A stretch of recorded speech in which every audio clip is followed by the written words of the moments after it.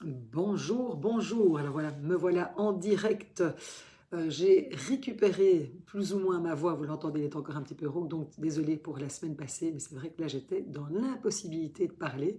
Donc là ça va un petit peu mieux. Donc je suis ravie de vous retrouver pour ce direct. Je vais voir que je sois bien, voilà, en live. Je pense que c'est le cas. Ouais, voilà, super. Alors, écoutez, c'est vrai qu'aujourd'hui je voulais aborder un sujet qui reste quand même encore fort tabou. Euh, c'est vrai que je voulais vous parler de, oh là là, le mot ménopause, parce que j'étais à une conférence, c'était il y a 15 jours, très très intéressante, où un médecin, le docteur Tenissen, qui est une gynécologue, mais qui fait aussi ce qu'on appelle de la médecine intégrative, est venu parler à toute une assemblée de femmes, donc dans le cadre de conférences qui, voilà, qui s'adressent aux femmes, et a parlé de ce sujet justement de la ménopause et de voir comment justement cette ménopause peut vraiment être notre allié. Et c'est vrai qu'aujourd'hui, et moi je le vois dans mes consultations, etc. C'est pour ça que je voulais vraiment parler de ça, c'est qu'aujourd'hui c'est vrai que c'est un sujet dont on parle très peu. J'étais vraiment interpellée en fait.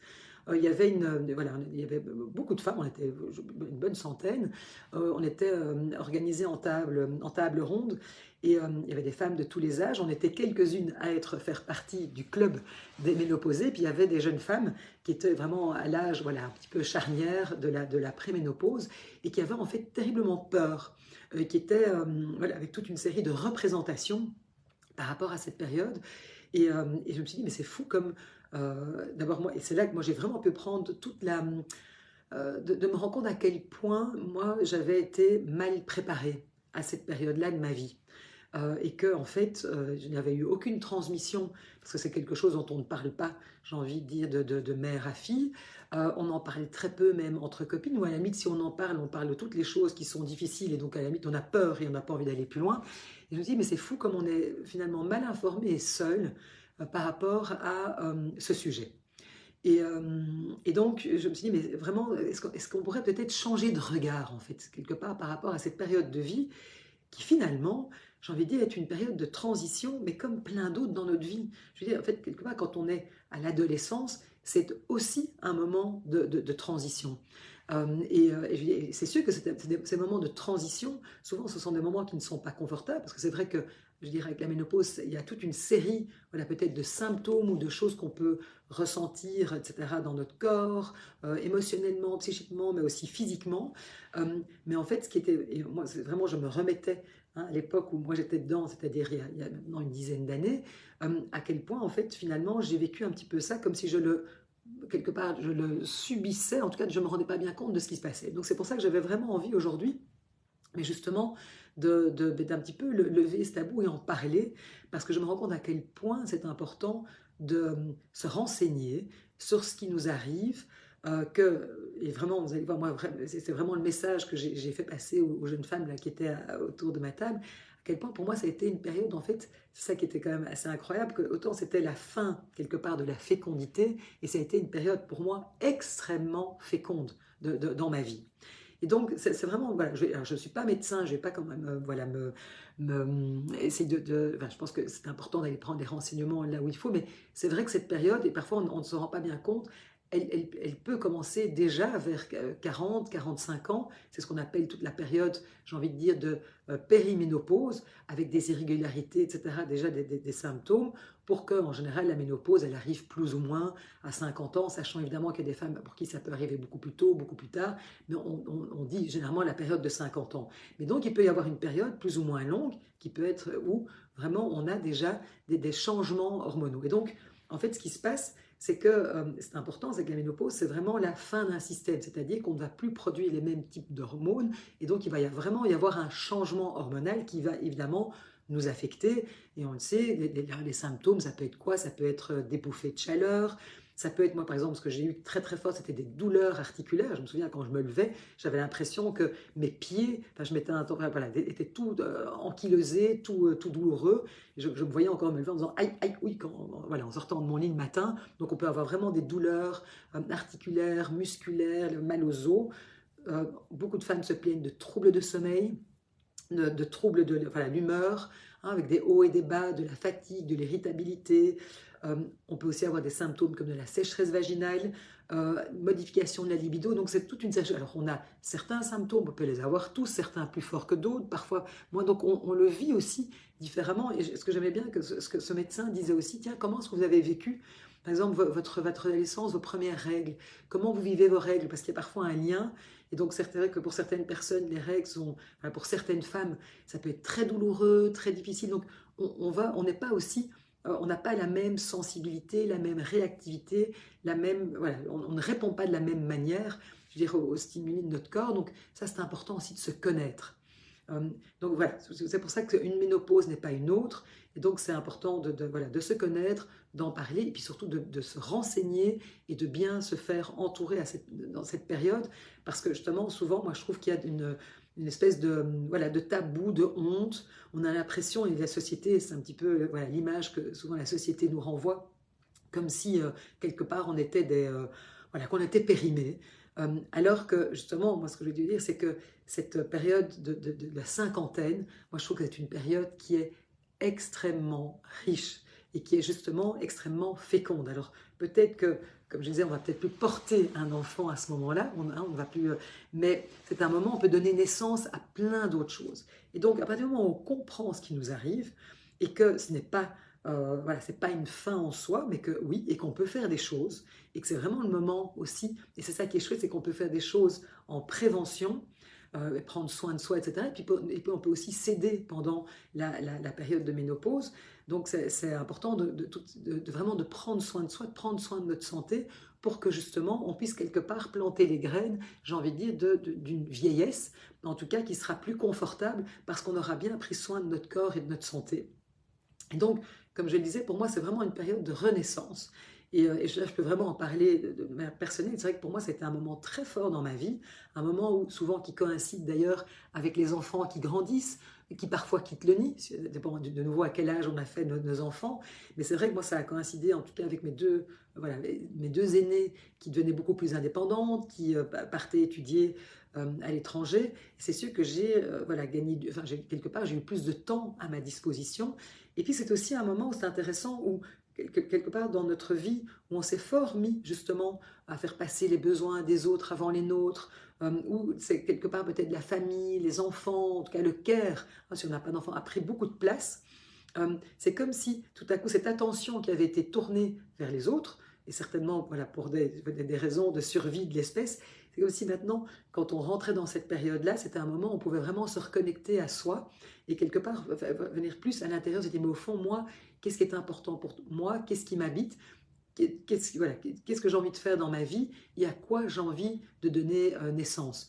Voilà, quel est le projet peut-être qui est important pour moi. Et c'est vraiment un moment, je trouve, de grande créativité, justement. En tout cas, moi, c'est le moment où j'ai lancé Ostavi, par exemple. Euh, et j'ai trouvé qu'au contraire, c'était pour moi une période extrêmement féconde, mais voilà, où j'ai vraiment été extrêmement créative. Et donc, moi c'est vraiment le message que j'ai envie de vous faire passer aujourd'hui, c'est que oui, bien sûr, il peut y avoir des symptômes et des choses qui sont plus ou moins désagréables, voire même très désagréables pour certaines, parce que comme je le disais, on n'est pas égal par rapport à cette période de vie. Mais la bonne nouvelle, c'est qu'on peut se faire accompagner. Donc, c'est important de trouver les bonnes personnes parce que je trouve qu'on est beaucoup. Enfin, moi, c'est vraiment les discussions que j'ai aussi avec mes amis ou avec des femmes plus jeunes qui me disent oh mon Dieu, on se sent fort démunis. Et donc là, c'est important d'aller chercher l'information parce que la bonne nouvelle, c'est qu'il y a de l'information, de la bonne information. Donc, renseignez-vous, sachant voilà, tiens, qu'est-ce qu'on peut faire. C'est sûr que c'est un moment hyper important plus que jamais pour prendre soin de soi, même si déjà je le préconise hein, souvent dans mes lives, etc. Mais c'est vraiment un moment pour prendre soin de son corps, pour justement faire de la gymnastique, aller se promener, faire des choses comme du yoga, du pilates, mais vraiment se dire ce corps, parce que c'est sûr que c'est vrai que c'est un âge où, ben oui, bien sûr, il y a le vieillissement, donc on va avoir notre masse musculaire qui va fondre, on peut aussi avoir des risques d'ostéoporose, donc ce sont toutes des choses, on dit, mais, donc comment faire pour justement faire en sorte donc, ce n'est pas pour courir après le jeunisme, non, c'est comment on peut accepter cette transition et qui, comme moi je le disais, peut vraiment donner naissance à quelque chose de terriblement positif. Et donc, c'est vraiment ça, moi, voilà, mon message aujourd'hui, c'est de se dire, mais on peut faire des choses, on peut mettre des choses en place, on peut le préparer. Et moi, je me disais, par exemple, cette conférence où j'ai été là il y a 15 jours, je me disais, oh, mon Dieu, mais si j'avais pu assister à ce genre de conférence, il y a voilà, 10 ans, 15 ans, qu'est-ce que ça aurait été chouette? Parce qu'au moins j'aurais compris et j'aurais pu me préparer à ça. Parce que finalement, quand on peut en parler, quand on comprend ce qui se passe, on peut beaucoup mieux s'y préparer et que justement ça devienne quelque chose de positif plutôt qu'avoir le sentiment à un moment, moi je vois bien plein de femmes, et comme à un moment on le subit, on ne comprend pas ce qui nous arrive et ça peut être terriblement anxiogène, déstabilisant, alors qu'en fait ça fait partie des transitions normales dans la vie d'une femme. Je veux dire, on va toutes passer par là, comme on est passé par l'adolescence, par l'apparition des premières règles, etc. Eh bien, je veux dire, la ménopause, c'est la fin des règles et c'est une période de transition, comme une autre. Et donc, ce n'est pas une maladie, ce n'est pas une fin en soi, c'est juste une étape de vie. Et j'ai envie de dire, comment passer cette étape de vie le mieux possible pour aller vers quelque chose voilà, qui soit positif plutôt que de partir dans de l'isolement, dans des peurs, etc.